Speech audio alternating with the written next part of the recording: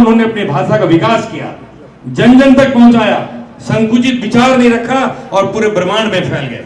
मुट्ठी भर लोग पूरे विश्व में शासन किए। तो इससे हमें शिक्षा लेने की जरूरत है। मैं ज्यादा नहीं बोल रहा हूं, माफी चाहता हूं। संस्कृत को हमने छोटा बनाकर खत्म किया। अब हमें जरूरत है, ब्राह्मण एकता मंच के माध्यम से बोलना चाहता हूं कि जो भी हमारे लोग हैं, जहां पर हैं, वहां के भी लोकल लोगों को जोड़ें। महाराष्ट्र के भी ब्राह्मणों को जोड़ें। आप जरूरत है यहां के भी लोगों को जोड़ने का। या जो हम लोग बैठे हैं मैक्सिमम पांडे, त्रिपाठी, तिवारी, दुबे, चौबे, छब्बे, मतलब हम लोग ही यूपी, बिहार, झारखंड, मध्य प्रदेश वाले लोग हैं।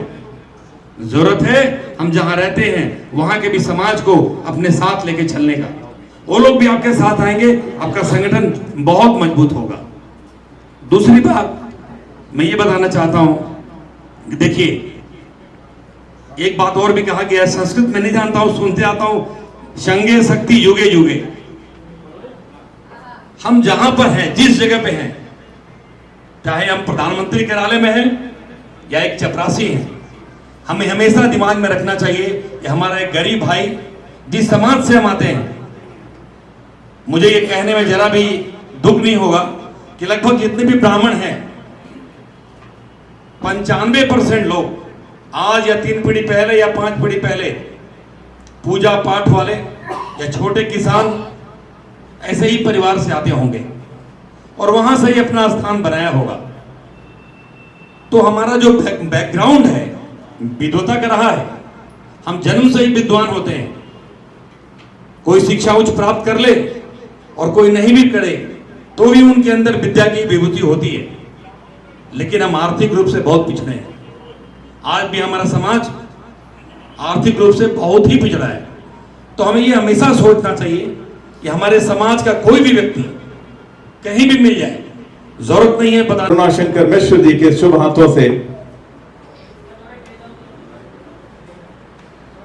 ब्राह्मण गौरव आदरणीय अखिलेश पांडे जी।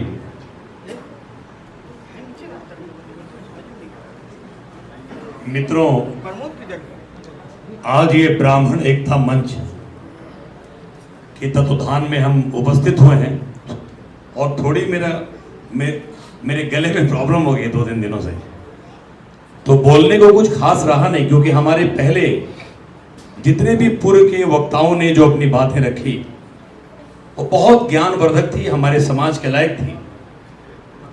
मैं आज इस मंच के माध्यम से बहुत बहुत धन्यवाद देना चाहता हूं और अभिनंदन करना चाहता हूं आदरणीय शंभुनाथ मिश्र जी को, जिन्होंने हम सबको यहां पर इकट्ठा करने का काम किया है। और मेरे जैसे प्राणी, मैं अपना गलती स्वीकार करता हूं कि इन्होंने पिछले 2 सालों से प्रयास किया कि मैं आऊं और अपने परिवार के बीच आकर मिलूं और लोगों को समझूं, परखूं। और मैं विभिन्न कारणों से, क्योंकि मैं एक शहर में रह नहीं पाता हूं, मैं नहीं उपस्थित हो पा रहा था। ऐसे मनीषी है शंभुनाथ मिश्र जी, इनके पुत्र भी हमारे घर पर आए धनंजय मिश्र जी, इनको भी मैं धन्यवाद देता हूं। और उन सब लोगों को मैं धन्यवाद देता हूं जिन्होंने ब्राह्मण एकता मंच, थोड़ी गले में खराश है, बीच बीच में आवाज जाएगी तो इसके लिए माफी चाहता हूं। ब्राह्मण एकता मंच को बनाने में और ब्राह्मणों को इकट्ठा करने में और इस मुंबई जैसे महानगर में समस्त ब्राह्मणों को एक छत के नीचे लाकर, लोग कहते हैं ब्राह्मण एक साथ खड़े नहीं होते, क्योंकि शेर की कोई सभा नहीं होती, उस तरह ब्राह्मणों का कोई फौज नहीं होता। ये एक ऐसा बीज है जो ब्रह्मांड के विभिन्न क्षेत्रों में छीड़ दिया जाए तो हजारों हजार अद्वितीय बीज पैदा करके वहां एक अलग फसल का अलग जगह देगा। इसलिए लोग कहते हैं ब्राह्मण इकट्ठा नहीं होते। एक जमाना था कि हमें इकट्ठा होने की जरूरत नहीं थी, लेकिन हमारे सम्माननीय गार्जियन बैठे हैं, इन्होंने कहा कि नहीं, समय और काल के हिसाब से, परिस्थिति के हिसाब से चीजें बदलती रहती हैं और भाषाएं बदलती रहती हैं।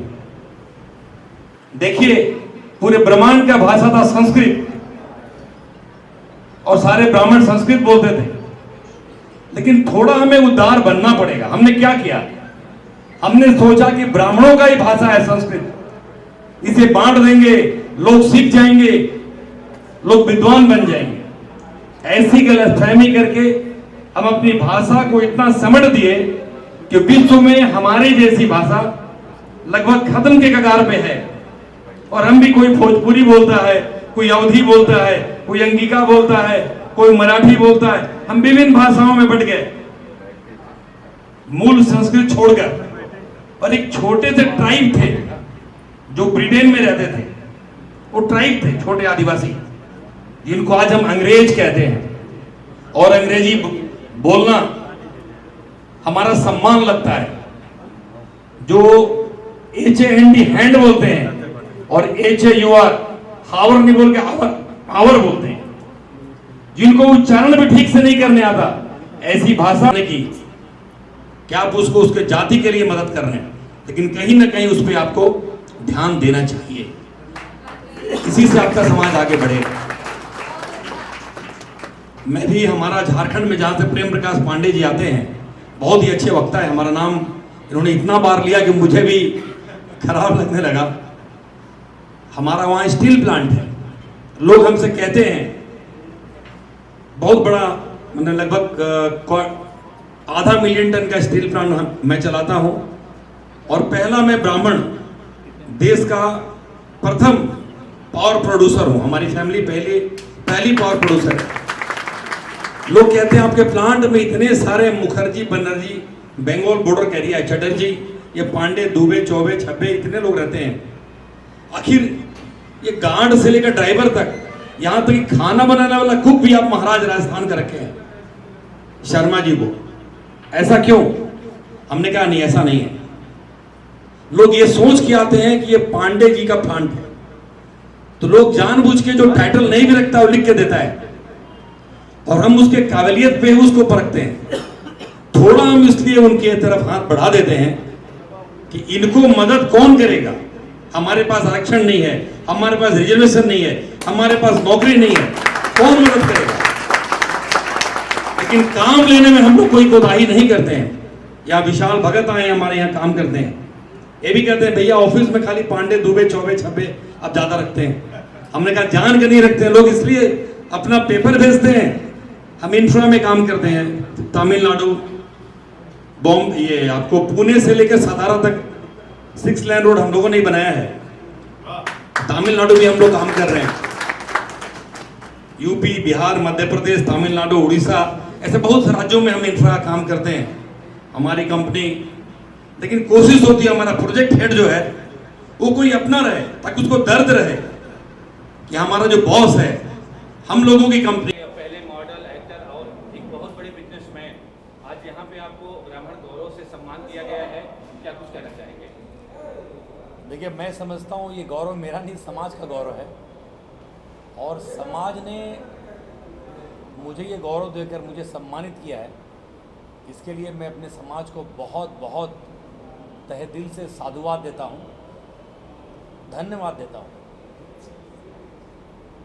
सर, जैसा मुझे पता है शुरुआती जीवन में आप आए, छोटी सी नौकरी किए, बहुत स्ट्रगल किए, मॉडलिंग किए, इसके बाद धीरे धीरे बहुत बड़े मुकाम पे फिल्म इंडस्ट्री में भी आपने कदम रखा और पहुँचे। तो थोड़ा सा अपने संघर्ष की कहानी शेयर करना चाहेंगे? सर, कोई संघर्ष नहीं है, ये हर व्यक्ति के जीवन में एक मतलब एक गाथा है, एक सफ़र है। इस तरह बच्चा पैदा होता है, बड़ा होता है, जवान होता है, फिर अधेड़ होता है, बुजुर्ग होता है और अपने धाम को चले जाता है। उसी तरह ये पूरा जीवन का जो एक संघर्ष है मानोगा। मैं मुंबई आया, बचपन से ही था कि मैं कोई फिल्म इंडस्ट्री में जाऊंगा, लेकिन मेरा एक ही मकसद था, मैं स्वरोजगार करूंगा, लोगों को काम दूंगा, समाज में एक मुकाम बनाऊंगा। यही सोच के मैं बॉम्बे में मॉडलिंग की दुनिया में कदम रखा और मेरा सिलेक्शन हो गया। सिलेक्शन के माध्यम से आया, लेकिन संघर्ष उस ज़माने में बहुत बड़ी हुआ करती थी। रात भर मैं नौकरी करता था, सिक्योरिटी में नौकरी करता था, सुपरवाइजरी करता था गार्ड कंपनी में, और दिन में मैं संघर्ष करके शाम को रैंप वॉक करता था, मॉडलिंग करता था। ऐसे करके मैंने संघर्ष स्टार्ट किए और मॉडलिंग में काफ़ी मैंने नाम कमाया, बहुत सारे बड़े बड़े ब्रांड एम्बेसडर बना। लेकिन मेरा हमेशा दिमाग जो है वो व्यापार की तरफ था कि इसका एक अंत है, इसका एक टाइम है। कुछ हमारे मित्रों ने मुझे फिल्म के लिए प्रेरित किया कि मैं फिल्म करूं, कुछ बड़े बैनर करे मैंने as a hero, as a अभिनेता मैंने फिल्म भी की। हमारी फिल्में अच्छी चली भी, उसमें एक मील का पत्थर साबित हुई। मेरी मूवी थी प्रिया गिल के साथ पिया तो से नैना लागे, ये बहुत नाम कमाई। मॉरिशस में 3 साल चली, घाना, वियतनाम, पंजाब और कई देशों में चली, नेपाल में चली। अंत में मैं अपने पड़ाव की तरफ आगे बढ़ गया और व्यापार में लग गया, तो भोजपुरी सम्राट का अवार्ड मिल गया। मुझे लगा इसके आगे अब जहाँ और नहीं है, इसको यहीं एंड करना चाहिए। अभी भी एक कलाकार हूँ, अंत कलम में अंत जो हमारा है वो एक कलाकार का ही है। मेरा बेटा आदित्य है, मैं चाहता हूँ ये भी कला के क्षेत्र में कुछ करे और मैं व्यवसाय को अपनाया और व्यवसाय में आगे बढ़ते हुए आप सबों की, समाज की नित्य प्रतिदिन सेवा कर रहा हूँ। सर, उद्योग की बात करें, आप शिखर पे हैं, शून्य से शिखर तक आपने सफर तय किया है। आज शिखर पे हैं और कहीं न कहीं लोगों के लिए मिसाल बन गए हैं, लोगों के लिए एक कहावत बन गए हैं कि हाँ अखिलेश पांडे जी। थोड़ा सा आपकी जो कंपनी है जो सड़कों का निर्माण करती है उसके बारे में क्या जानकारी है? सर, अल्ट्रा शक्ति के नाम से हम स्टील बनाते हैं और बनाते हैं, बिजली पैदा करते हैं और ट्यूब बनाते हैं, पाइप बनाते हैं, सरिया बनाते हैं और उस सरिया को लगा के हम रोड बनाते हैं। राज केसरी प्रोजेक्ट्स लिमिटेड और कौशल इंजीनियरिंग लिमिटेड, ये 2 हमारी कंपनियां हैं जो देश की अग्रणी कंपनी रिलायंस इंफ्रा के साथ, गैरेंट डंजरली के साथ सड़क का निर्माण कर रही है और पूरे देश में हम सड़क बना रहे हैं। तमिलनाडु, महाराष्ट्र, बिहार, झारखंड, उड़ीसा, ऐसे और कई राज्यों में हम सड़क बना रहे हैं और लगे हुए हैं देश के में कंधा मिलाकर इंफ्रा डेवलपमेंट का काम, रोजगार देने के काम में लगे हुए हैं। सर, युवाओं के लिए क्या संदेश रहेगा जो कहीं न कहीं नौकरी? मैं आज फिर से कहना चाहता हूँ युवाओं को, किसी भी समाज के युवा है, आज तो ब्राह्मण विचार मंच का बैठक था, ब्राह्मण एकता मंच का। ब्राह्मण इसलिए क्योंकि ब्राह्मण एक विचार है और ब्राह्मण जगेगा तो समाज जगेगा, समाज जगेगा तो राष्ट्र जगेगा और राष्ट्र जगेगा वे भारत तो विश्व जगेगा। हमेशा ब्राह्मणों ने अपना नहीं, समाज के उत्थान के लिए काम किया है, सारे वर्गों के लिए काम किया है। आपने देखा होगा समाज का कोई वर्ग नहीं जिसमें चाय बेचे, समोसे बेचें, ऑटो चलाएं, कुछ भी करें, स्टार्ट करते जाएंगे। व्यापार ही एक चीज़ है जो आपको शिखर तक पहुंचा सकती है, आपके सारे कामनाओं को पूर्ण कर सकती है। उसका एक ही माध्यम है स्वरोजगार। द्विवेदी जी, आप भी हिंदू संगठन चलाते हैं, लाखों की संख्या में आपके फॉलोअर हैं। 10 मिनट से अधिक का स्पीच रहा पांडे सर का, तो उनके स्पीच से कितना सहमत हैं आप और क्या कुछ कहना चाहेंगे?